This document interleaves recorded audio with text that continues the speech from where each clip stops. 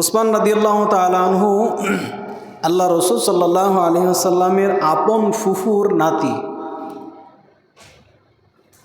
ফুফুর নাতি ছিলেন। এবং উসমান রাদিয়াল্লাহু তাআলা আনহু উনি ছিলেন কাতেবে ওহি মানে ওহি যখন আল্লাহ রসুলের উপরে নাজিল হতো তখন রসুল তো আর নিজে লিখতেন যা কাতেবে ওহি বলা হয় যারা আল্লাহর এই কোরআনের আয়াতকে কোরআনকে লিখত তাদেরকে কাতেবে ওহি বলা হতো। উসমান রাদিয়াল্লাহু তাআলা আনহু কাতেবে ওহি ছিলেন, তার মানে জিবরিল আমিন আল্লাহ রসুলকে যে আয়াত শোনায় দিতেন ওইটাই উসমান রাদিয়াল্লাহু তাআলা আনহু লিখে ফেলতেন। উনি এত বড় মর্যাদার অধিকারী। কাতেবে ওহি মানে কি, যিনি কোরআন লেখেন তার মর্যাদা কত বেশি। উসমান রাদিয়াল্লাহু তাআলা আনহু দেখতে বেশ সুশ্রী ছিল, সুন্দর ছিল, ফর্সা হলুদ রঙের তেনার রং ছিল, মধ্যম আকৃতি, খুব বেশি লম্বাও না খুব বেশি খাটোও না, এবং তিনি ছিলেন খুবই সুন্দর, ঘন দাড়ি ছিল, যেনাকে দেখলে অটোমেটিক যে কারোর পছন্দ হতো, যে কাউ ওনার সৌন্দর্যে মোহিত হতো। উসমান রাদিয়াল্লাহু তাআলা আনহু এতটাই সুন্দর ছিলেন। উসমান রাদিয়াল্লাহু তাআলা আনহু ইনি জন্মগ্রহণ করেছেন হস্তি বাহিনী, এই যে আমরা শুনেছি বাদশা আব্রাহা উনি মক্কাতে আল্লাহর ঘর ধ্বংস করার জন্য এসেছিল হস্তি বাহিনী নিয়ে, হাতি বাহিনী নিয়ে। এই হস্তি বাহিনীর যে বছর পরাজয় হয়েছিল তার 6 বছর পরে উনি দুনিয়াতে এসেছিলেন, জন্মগ্রহণ করেছিলেন। এবং উসমান রাদিয়াল্লাহু তাআলা আনহু আল্লাহ রসুলের 5 বছরের ছোট। রসুল সাল্লাল্লাহু আলাইহি সাল্লাম জন্মগ্রহণ করেছিলেন হস্তি বাহিনীর পরের বছরই, আর উসমান রাদিয়াল্লাহু তাআলা আনহু জন্মগ্রহণ করেছেন হস্তি বাহিনীর 6 বছর পরে। তাহলে আল্লাহ রসুলের কয় বছর ছোট? 5 বছরের ছোট। উসমানে গনি রাদিয়াল্লাহু তাআলা আনহু আরও একটা বড় বৈশিষ্ট্য হলো উনি 4র্থ নম্বরে ইসলাম গ্রহণ করেছেন। সুবহানাল্লাহ। কয় নম্বরে? 4 নম্বরে। কত বড় সৌভাগ্যবান। 1 নম্বরে তো আবু বকর সিদ্দিক রাদিয়াল্লাহু তাআলা আনহু, আবার কোনো বর্ণনা আছে 1 নম্বরে হযরতে আম্মাজান খাদিজা রাদিয়াল্লাহু তাআলা আনহা। তাহলে এভাবে সিরিয়াল অনুযায়ী উসমান রাদিয়াল্লাহু তাআলা আনহু 4র্থ নম্বরে ইসলাম গ্রহণ করেছেন। এবং এই ইসলাম গ্রহণ করেছেন আবু বকর সিদ্দিক রাদিয়াল্লাহু তাআলা আনহুর দাওয়াতে। ইসলাম গ্রহণ করার কারণে ওনার চাচা ওনাকে অনেক নির্যাতন করেছে, পাথরের সাথে বেঁধে উত্তপ্ত বালুর মধ্যে রেখে দিয়েছে, গাছের সাথে বেঁধে রেখেছে, নির্যাতন করেছে যে তুমি যত সময় পর্যন্ত না ইসলাম না ছাড়বা তত সময় পর্যন্ত তোমাকে ছাড়া হবে না। উসমান রাদিয়াল্লাহু তাআলা আনহু বলেছিলেন, ও চাচা, ইসলাম আমার জিন্দেগি থেকে প্রত্যেকটা পশমের বিনিময়ে যদি একটা প্রাণ দেওয়া হয়, প্রত্যেকটা প্রাণ আমি বিসর্জন দিতে রাজি, কিন্তু ইসলাম ছাড়তে রাজি না। একটা পর্যায়ে নিরুপায় হয়ে চাচা দেখতেছে একে শুধু নির্যাতন করে কী হবে, তো ছাড়বে না, ছেড়ে দিলেন। আল্লাহ রসুল সাল্লাল্লাহু আলাইহি সাল্লাম জান্নাতের 10 জন টিকিটপ্রাপ্ত সাহাবীর নাম ঘোষণা করেছিলেন, যেটা আবু দাউদ শরীফের 4649 নম্বর হাদিসে আল্লাহ রসুল সাল্লাল্লাহু আলাইহি সাল্লাম বলেছিলেন, দুনিয়াতে 10 জন সাহাবী জান্নাতের সার্টিফিকেট পেয়েছিল। রাসূল করিম সাল্লাল্লাহু আলাইহি ওয়াসাল্লাম বলেন, আশারাতুন ফিল জান্নাহ, 10 জন হলো জান্নাতি। এর ভিতরে 1 নম্বরে সর্বপ্রথম আন নাবিয়্যু ফিল জান্নাহ, নবীর যত নবী আছেন সবাই জান্নাতি, কাজে আমিও জান্নাতি। আবু বকর ফিল জান্নাহ, আবু বকর সিদ্দিক রাদিয়াল্লাহু তাআলা আনহু উনিও জান্নাতি। ও ওমর ফিল জান্নাহ, ওমর রাদিয়াল্লাহু তাআলা আনহু উনিও জান্নাতি। ও উসমান ইবনে আফফান ফিল জান্নাহ, উসমান রাদিয়াল্লাহু তাআলা আনহু উনিও জান্নাতি। এভাবে আল্লাহ রাসূল সাল্লাল্লাহু আলাইহি ওয়াসাল্লাম একে 10 জনের নাম বলেছিলেন। বলেন তো দেখি এই 10 জন কতটা সৌভাগ্যবান। দুনিয়াতে জীবিত থাকতেই জান্নাতের টিকিট পেয়েছিলেন, এনারা সার্টিফিকেট পেয়েছিলেন। জান্নাতি 10 জন সাহাবীর মাঝে একজন ছিলেন উসমান রাদিয়াল্লাহু তাআলা আনহু। উসমান রাদিয়াল্লাহু তাআলা আনহুকে শুধু এই 10 জনের মধ্যে শামিল করেন না, বরং আলাদাভাবে আল্লাহ রাসূল সাল্লাল্লাহু আলাইহি ওয়াসাল্লাম জান্নাতের সার্টিফিকেট দিয়েছেন। সহিহ বুখারীর 3693 নম্বর হাদিসে আল্লাহ রাসূল সাল্লাল্লাহু আলাইহি ওয়াসাল্লাম থেকে হযরতে আবু মুসা রাদিয়াল্লাহু তাআলা আনহু তিনি হাদিসটি বর্ণনা করেন, আবু মুসা রাদিয়াল্লাহু তাআলা আনহু বলেন, একদিন আমি রসুল করিম সাল্লাল্লাহু আলাইহি সাল্লামের সাথে মদিনার এক খেজুর বাগানের মধ্যে ছিলাম। এখন আমরা তো বাড়ি পাঁচিল করি, তখন খেজুরের বাগান পাঁচিল করা হতো। পাঁচিল মানে সুন্দর করে ঘেরাও করা হতো, যেন কেউ এর ভিতরে না ঢুকতে পারে, কেউ দেখতেও না পারে। এত সুন্দর করে গেট করা হতো এবং ঘেরাও করা হতো। এখন তো আমরা বাড়িও এত সুন্দর করে ঘেরাও করি না। এই সুন্দর করে গেট করা ছিল এবং পাঁচিল করা ছিল, ঘেরাও করা ছিল এমন এক মদিনার বাগানের মধ্যে আল্লাহ রসুল সাল্লাল্লাহু আলাইহি সাল্লামের সাথে হযরত আবু মুসা রাদিয়াল্লাহু তাআলা আনহু ছিলেন। রসুল করিম সাল্লাল্লাহু আলাইহি সাল্লাম আর আবু মুসা রাদিয়াল্লাহু তাআলা আনহু দুইজন এক বাগানের মধ্যে ঘুরতে গিয়েছিলেন। ইতিমধ্যেই একজন এসে দরজার কাছে এসে গেটের কাছে এসে খটখটানি নাড়া লাগলো, কড়া নাড়তে লাগলো। আল্লাহ রসুল সাল্লাল্লাহু আলাইহি সাল্লাম বললেন, ও আবু মুসা, যাও দরজা খুলে দাও, গেট খুলে দাও আর তাকে জান্নাতের সুসংবাদ দান করে দাও। যাকে তুমি গেট খুলবা, যার জন্য গেট খুলবা, যে প্রবেশ করবে তাকে তুমি জানায় দেবা রসুল বলেছেন যে তুমি জান্নাতি, এই সংবাদটা তুমি তাকে দিয়ে দিও। ওই আবু মুসা রাদিয়াল্লাহু তাআলা আনহু গেলেন গেটের কাছে, গেট খুললেন, দেখলেন আবু বকর সিদ্দিক রাদিয়াল্লাহু তাআলা আনহু এসেছেন। রসুলের এই পয়গাম ওনাকে জানায় দিলেন যে আল্লাহ রসুল বলেছে তুমি জান্নাতি। আবু বকর সিদ্দিক রাদিয়াল্লাহু তাআলা আনহু উনি আল্লাহর প্রশংসা করলেন, হামিদাল্লাহ, আল্লাহর প্রশংসা যে আল্লাহ তাআলা আমাকে এই মহান গুণের অধিকারী বানাইছেন। উনি আসার পরে গেট ক্লোজ করে দিলেন, বন্ধ করে দিলেন। কিছুক্ষণ পরে আবার দরজায় কড়া নাড়লো, দরজার কড়া নাড়লো এবং বলল, আমি আসতে চাই, অনুমতি চাই। রসুল বললেন, আবার তুমি দরজা খোলো। এবার দরজা খুলে যাকে দেখতে পাবে এর ব্যাপারেও তুমি জানাবে যে এ হলো জান্নাতি, বলে দেবে রসুল তোমাকে জান্নাতি বলেছে। দরজা খুললেন, দরজা খুলে দেখা গেল ওমর ফারুক রাদিয়াল্লাহু তাআলা আনহু এসেছেন। ওনাকে আল্লাহ রসুলের পয়গাম শোনায় দিলেন, আল্লাহ রসুল তোমাকেও জান্নাতি বলেছে ওমর রাদিয়াল্লাহু তাআলা আনহু আল্লাহর প্রশংসা করলেন, ভিতরে ঢুকলেন, আবার দরজা বন্ধ করে দেওয়া হলো। কিছুক্ষণ পরে আবার দরজায় কড়া নাড়লো আর এক ব্যক্তি। ইনি আর কেউ নাই, ইনি ছিলেন ওসমান গনি রাদিয়াল্লাহু তাআলা আনহু। ইনার ব্যাপারে আল্লাহ রসুল বলে পাঠাইছিলেন, যাকে তুমি দরজা খুলে দেখবে তাকে তুমি জান্নাতের সুসংবাদ দান করবে। আসলে এই সুসংবাদ আল্লাহ রসুল নিজে নিজে দান করেন নাই, বরং আল্লাহ তাআলার ওহী পেয়ে দান করেছিলেন। আল্লাহ তাআলা ওহীর মাধ্যমে জানায় দিয়েছিলেন এখন কে আসবে সে জান্নাতি, এখন যে ওমর আসবে সেও জান্নাতি, এখন ওসমান আসবে তাকেও জান্নাতের সুসংবাদ দিয়ে দিয়েন রসুল। গেট খোলা হলো আর তাকেও জান্নাতের সুসংবাদ দিয়ে দেওয়া হলো। কিন্তু তার ব্যাপারে আল্লাহ রসুল সাল্লাল্লাহু আলাইহি সাল্লাম বলেছিলেন, তাকে তুমি জান্নাতের সুসংবাদ দিবা, সাথে সাথে এটাও বলে দিবা তার জন্য ভয়ানক বিপদ অপেক্ষা করতেছে। অন্য দুইজনের ব্যাপারে আল্লাহ রসুল শুধু বলেছিলেন শুধু জান্নাতের সার্টিফিকেট, জান্নাতের ঘোষণা দিবা, আর কিছু বলার দরকার নেই। কিন্তু যখন উসমান রাদিয়াল্লাহু তাআলা আনহু দরজায় আসলেন, কড়া নাড়লেন, রসুল মুসা রাদিয়াল্লাহু তাআলা আনহুকে বললেন, যাও দরজা খুলে দাও আর তাকে জান্নাতের টিকিট, জান্নাতের পয়গাম শোনায় দাও, সাথে সাথে এটাও যেন শোনায় দিও যে তার জন্য ভয়ানক বিপদ অপেক্ষা করতেছে। এই ভয়ানক বিপদটাই হলো শাহাদাতের বিপদ। উসমান রাদিয়াল্লাহু তাআলা আনহুকে এই সংবাদ দেওয়া হলো যে আপনাকে আল্লাহ রাসূল সাল্লাল্লাহু আলাইহি ওয়াসাল্লাম জান্নাতের পয়গাম দিয়েছেন। তিনি আল্লাহর প্রশংসা করলেন এবং যখন বললেন যে আপনার জন্য ভয়ানক বিপদ অপেক্ষা করতেছে, তখন উনি বলেছিলেন আল্লাহুল মুস্তাআন, এই ভয়ানক বিপদের জন্য আল্লাহই উত্তম সাহায্যকারী, আল্লাহই উত্তম পরিকল্পনাকারী, আল্লাহ তাআলাই আমার জন্য সব হবেন ইনশাআল্লাহ। তাহলে দেখেন আলাদাভাবে আল্লাহ রাসূল সাল্লাল্লাহু আলাইহি ওয়াসাল্লাম উসমান রাদিয়াল্লাহু তাআলা আনহুকে জান্নাতের পয়গাম দিলেন। উসমান রাদিয়াল্লাহু তাআলা আনহু এমন একজন সাহাবী ছিলেন যাকে দেখে ফেরেশতারা পর্যন্ত লজ্জাবোধ করত। ফেরেশতারা লজ্জা পেত, একটু চিন্তা করেন তো, মানুষ না, ফেরেশতারা পর্যন্ত যেই সাহাবীকে দেখে লজ্জা পেত, শরম পেত।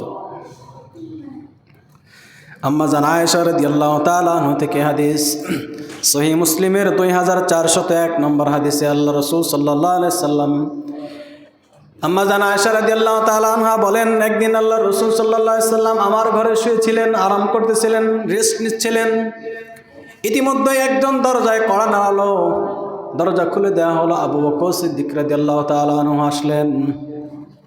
আবু বকর সিদ্দিক রাদিয়াল্লাহু তাআলা আনহু আসলেন, কথাবার্তা বললেন। ইতিমধ্যে আরেকজন দরজায় কড়া নাড়ালো। দরজা খুলে দেওয়া হলো, দেখা গেল ওমর ফারুক রাদিয়াল্লাহু তাআলা আনহু তিনিও আসলেন, তিনিও বসলেন।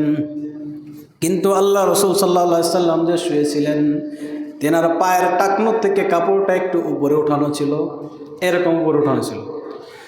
আল্লাহ রাসূল সাল্লাল্লাহু আলাইহি সাল্লাম টাকনোর থেকে কাপড়টা উপরে উঠানো ছিল, তাই বলে শত রাখলা ছিল না, একটু উপরে উঠানো ছিল। আবু বকর রাদিয়াল্লাহু তাআলা আনহু আসলেন, নামালেন না। ওমর ফারুক রাদিয়াল্লাহু তাআলা আনহু আসলেন, তখনও নামালেন না। উসমানে গনি রাদিয়াল্লাহু তাআলা আনহু আসলেন, দরজায় কড়া নাড়ালেন আর বললেন, আমি উসমান রসুলের সাথে একটু দেখা করতে চাই। আল্লাহ রসুল সাল্লাল্লাহু আলাইহি সাল্লাম শোয়া থেকে উঠে বসলেন আর নিজের কাপড়টাকে আরো সুন্দর করে নিচে নামায় দিলেন। আবু বকর, ওমর আর উসমান রাদিয়াল্লাহু তাআলা আনহুমগণ কথাবার্তা বলে চলে গেলেন। এরপরে আম্মা জান আয়েশা রাদিয়াল্লাহু তাআলা আনহা বললেন, ইয়া রাসূলুল্লাহ, আবু বকর রাদিয়াল্লাহু তাআলা আনহু আসলেন, আপনার কাপড় নিচে নামালেন না। ওমর রাদিয়াল্লাহু তাআলা আনহু আসলো, তাও আপনি কাপড় নিচে নামালেন না। কিন্তু যখনই উসমানে গনি রাদিয়াল্লাহু তাআলা আনহু আসলেন, আপনি উঠলেন, বসলেন আর কাপড়টাকে নিচে নামায় দিলেন। কারণটা কি? রাসূল করিম সাল্লাল্লাহু আলাইহি ওয়াসাল্লাম বললেন, আলা আস্তাহি মিন রাজুলিন মান তাস্তাহি মিনহুল মালায়েকা, আলা আস্তাহি মিন রাজুলিন তাস্তাহি মিনহুল মালায়েকা।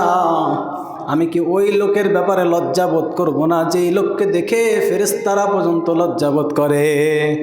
সুবহানাল্লাহ। আরে আমি কি ওই লোককে একটু লজ্জা পাবো না যেই লোককে স্বয়ং ফেরেশতারাই লজ্জা পায়? আমার এই কাপড়টা উঠা আছে, ও আসতেছে, উসমান রাদিয়াল্লাহু তাআলা আনহুকে তো রসুল, উসমান রাদিয়াল্লাহু তাআলা আনহুকে তো ফেরেশতারা লজ্জা পায়, আমার তো একটু লজ্জা পাওয়া উচিত। চিন্তা করেন, রসুল সাল্লাল্লাহু আলাইহি সাল্লাম উনি উঠে বসলেন অন্য কোনো সাহাবীর জন্য নয়, উসমান রাদিয়াল্লাহু তাআলা আনহু। উসমান রাদিয়াল্লাহু তাআলা আনহু অত্যাধিক লজ্জাশীল ছিলেন, লাজুক ছিলেন। এই কারণে আল্লাহ রসুল সাল্লাল্লাহু আলাইহি সাল্লাম বলেছেন, আসাদ্দু উম্মতি হায়াআন উসমান ইবনে আফফান রাদিয়াল্লাহু তাআলা আনহু। আসাদ্দু উম্মতি হায়াআন, আমার উম্মতের মাঝে সব থেকে লজ্জাশীল, মানে যার থেকে লজ্জাশীল আর কেউ নাই আমার পুরো উম্মতের মাঝে, সে হলো উসমান রাদিয়াল্লাহু তাআলা আনহু। সুবহানাল্লাহ। উসমান রাদিয়াল্লাহু তাআলা আনহু শুধু লজ্জাশীল নয়, বরং উনি আল্লাহ রসুল সাল্লাল্লাহু আলাইহি সাল্লামের জান্নাতের সঙ্গী হবেন। সুবহানাল্লাহ। রাসূল করিম সাল্লাল্লাহু আলাইহি সাল্লাম বলেন, লিকুল্লি নাবিয়্যিন রফিক, লিকুল্লি নাবিয়্যিন রফিক, প্রত্যেক নবীর জন্য কিছু একেবারে খাস খাস বন্ধু আছে। ওয়া রাফিকি ইয়ানি ফিল জান্নাহ, আর আমার জান্নাতের বন্ধু হবে উসমান রাদিয়াল্লাহু তাআলা আনহু। প্রত্যেক নবীর কিছু খাস লোক থাকে যারা বন্ধুবর, যাদের কাছে দুনিয়ার সব কিছু শেয়ার করা যায়। আল্লাহ রসুল বলেন, আমার জান্নাতের বন্ধু হবে উসমান রাদিয়াল্লাহু তাআলা আনহু। একটু চিন্তা করে দেখেন, উসমান রাদিয়াল্লাহু তাআলা আনহুকে আল্লাহ রসুল সাল্লাল্লাহু আলাইহি ওয়াসাল্লাম কতটা মহব্বত করতেন। উসমান রাদিয়াল্লাহু তাআলা আনহুর জন্য আল্লাহ রসুল স্পেশাল দোয়া করতেন। মদিনাতে নবম হিজরিতে বাদশাহ হেরাকেল মদিনাতে আক্রমণ করার চিন্তা করল, মদিনাকে শেষ করে দেবে, রসুলের সাহাবীদেরকে শেষ করে দেবে। তখন অবস্থাটা ছিল খুবই ভয়াবহ, গরম এতটাই তীব্র ছিল কেমন যেন পাহাড় গলে যাবে, এত মাত্রায় গরম ছিল। যখন শুনতে পেলেন যে হেরাকেল, বাচ্চা হেরাকেল সে মদিনাতে আক্রমণ করবে, আল্লাহ রসুল সাল্লাল্লাহু আলাইহি ওয়াসাল্লাম সব সাহাবীদেরকে যুদ্ধের জন্য প্রস্তুতি নিতে বললেন, সব সামানপত্র একত্রিত করতে বললেন। সবাই যার যার সামর্থ্য অনুযায়ী দান করতে লাগলো, যুদ্ধের জন্য প্রস্তুতি নিতে লাগলো, সব সামানা ক্রয় করতে লাগলো। কিন্তু খুবই সামান্য বাহন ছিল, সামান্য যুদ্ধ অস্ত্র ছিল। রাসূল করিম সাল্লাল্লাহু আলাইহি সাল্লাম সকলকে একত্রিত করলেন, কিন্তু আল্লাহ রসুল দেখলেন এই যে সামানা, এই যে যুদ্ধের সরঞ্জাম, এটা দিয়ে বাচ্চা হেরাকেলের বিপক্ষে সামর্থ্য কোনোভাবে সম্ভব হবে না। এর জন্য আল্লাহ রসুল বড়ই মনে ভিতরে চিন্তিত ছিলেন। সাহাবীদের দিকে তাকাচ্ছিলেন, কাতারে যত সাহাবা একরাম ছিলেন সবার দিকে তাকাচ্ছিলেন।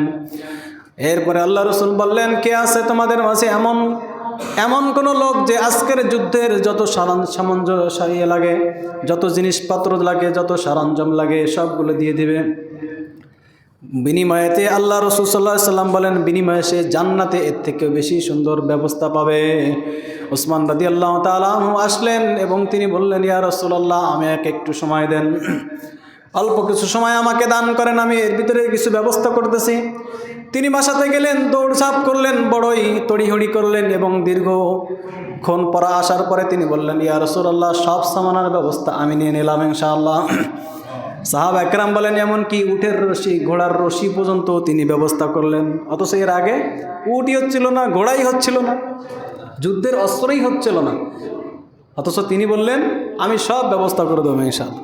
উনি অল্প সময়ের ভিতরে সব ব্যবস্থা করে দিলেন, এমনকি ঘোড়ার রশি পর্যন্ত সব ব্যবস্থা করলেন।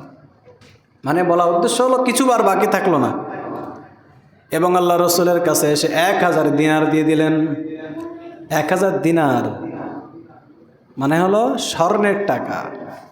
দিরহাম রূপার টাকা, দিনার হলো স্বর্ণের টাকা। আমরা যে কয়েল, এলো তো তামা, দিস্তার, স্টিলের, আর ওটা ছিল দিনার, হলো স্বর্ণের টাকা। 1000 দিনার দিয়ে আল্লাহ রসুল সাল্লাল্লাহু আলাইহি সাল্লামের কাছে দিলেন।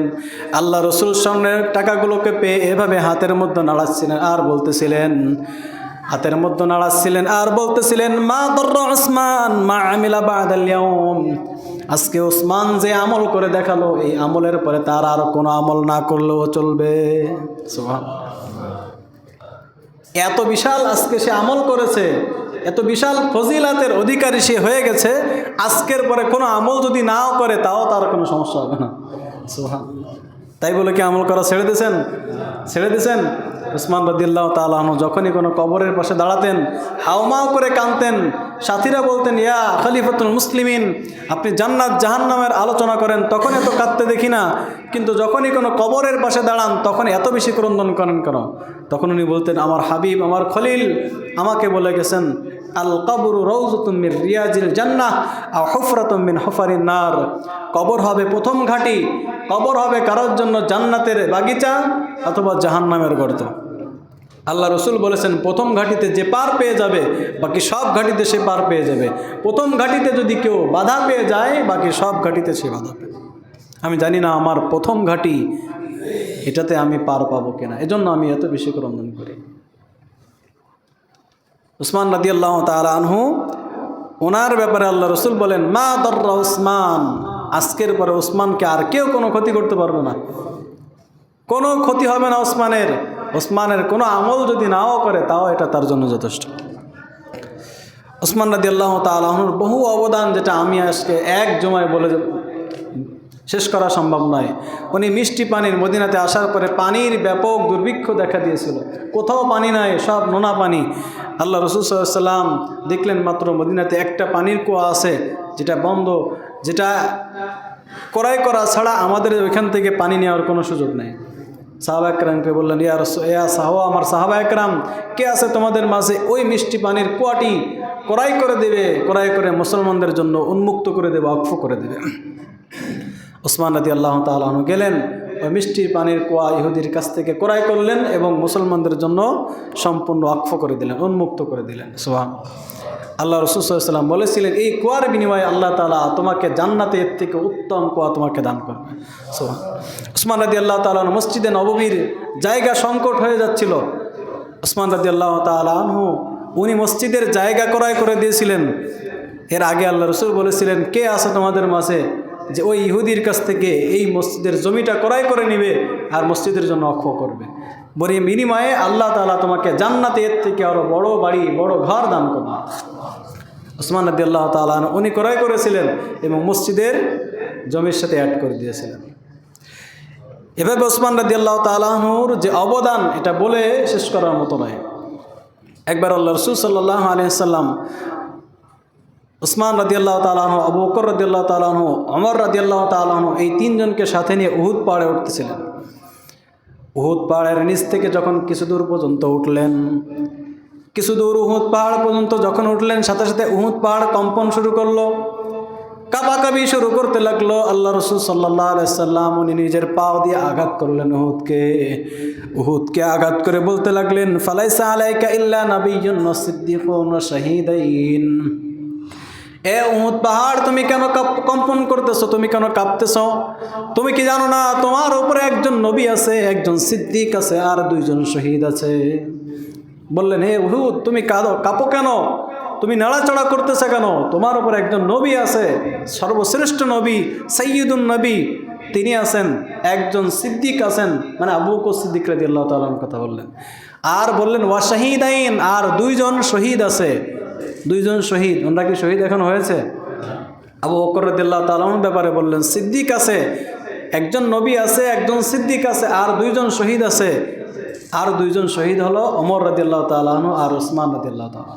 মানে আল্লাহ তাআলার রসুলকে পয়গাম আগে থেকেই জানায় দিয়েছিলেন, ভবিষ্যৎবাণী করে দিয়েছিলেন, ওহির মাধ্যমে জানায় দিয়েছিলেন যে এরা পরবর্তী দুইজন শহীদ হবে।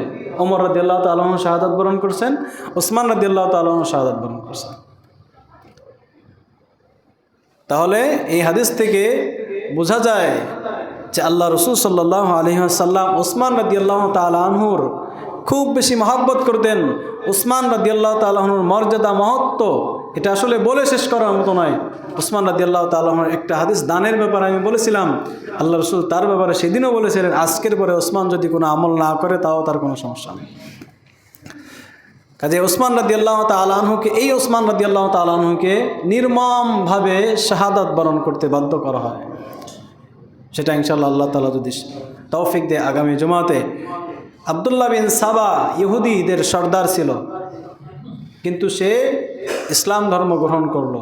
উদ্দেশ্য কিন্তু ইসলাম ধর্ম গ্রহণ করা নয়, বরং চক্রান্ত করা, ফাটল সৃষ্টি করা, মুসলিম ঐক্যের মাঝে ফাটল তৈরি করে দেওয়া। এই ফাটল তৈরি করার জন্য সে মুসলমান হয়, এটা আসলে সকলে তখন বুঝতে পারে নাই, কারণ মুসলমান তো যে কেউ হতেই পারে। কিন্তু তার মুসলমান হওয়ার উদ্দেশ্য ছিল মুসলিম ঐক্যকে। ওসমান রাদিয়াল্লাহু তাআলা চিন্তা করেন, ওসমান রাদিয়াল্লাহু তাআলা আনহু তখন যখন দায়িত্বে ছিলেন, 12 বছর খেলাফতের দায়িত্ব পালন করেছিলেন। এই খেলাফতের দায়িত্ব পালন করাকারে 44 লক্ষ বর্গ মাইল ওনার এরিয়ার ভিতরে ইসলামের পতাকা তলে এসেছিল। 44 লক্ষ বর্গ মাইল, তার মানে কি প্রায় 2/3 পৃথিবীর 2/3 বেশি। 44 লক্ষ বর্গ মাইল উনি ইসলামের সুশীতল ছায়াতলে এনেছিলেন। তিনার ব্যাপারে এই বিশাল মুসলিম উম্মাকে যেন ফাটল করা যায়, আলাদা করে ফেলানো যায়, এজন্য আব্দুল্লাহ বিন সাবা এই ইহুদি সে মুসলমান হয়েছিল। আসলে মুসলমান হয়েছিল না, বরং সে ফাটল তৈরি করার জন্য মুনাফিক হিসেবে, কাফের হিসেবে চক্রান্ত করেছিল। আল্লাহ তাআলা চাহে তো আগামী জুমাতে ইনশাআল্লাহ আলোচনা হবে। ওসমান রাদিয়াল্লাহু তাআলা আনহু রসুলের একেবারে কাছের সাহাবী, রসুলের জামাতা ছিলেন, জান্নাতের টিকিট প্রাপ্ত একজন সাহাবী ছিলেন। আল্লাহ তাআলা আমাদেরকে রসুলের সাহাবী যারা আছেন প্রত্যেকের ব্যাপারে সুধারণা, এবং তেনারা হলেন আমাদের জন্য আইডল। রসুলের সাহাবীদের ব্যাপারে আল্লাহ রসুল বলেন আসহাবি কান নুজুম, আমার এক একটা সাহাবী হলো নক্ষত্রের মতো। বিআইহিম ইক্তাদাইতুম ইহতাদাইতুম, আমার যে কোনো একজন সাহাবীকে যদি তুমি অনুসরণ করো তাহলে তুমি হেদায়েত পেয়ে যাবে। সুবহানাল্লাহ। 100 লক্ষ সাহাবীর মাঝে একজন সাহাবীকে যদি অনুসরণ করো, একজন সাহাবীকে যদি ফলো করো, বাস তুমি কিন্তু হেদায়েত পেয়ে যাবে। আল্লাহ তাআলা আমাদেরকে সাহাবীদের ব্যাপারে সুধারণা, সাহাবীদের জীবন দেখে আমাদের জীবন গঠন করার তৌফিক দান করেন। আমিন। ওয়া আখিরি দাওয়ানা আনিল হামদুলিল্লাহি রাব্বিল আলামিন।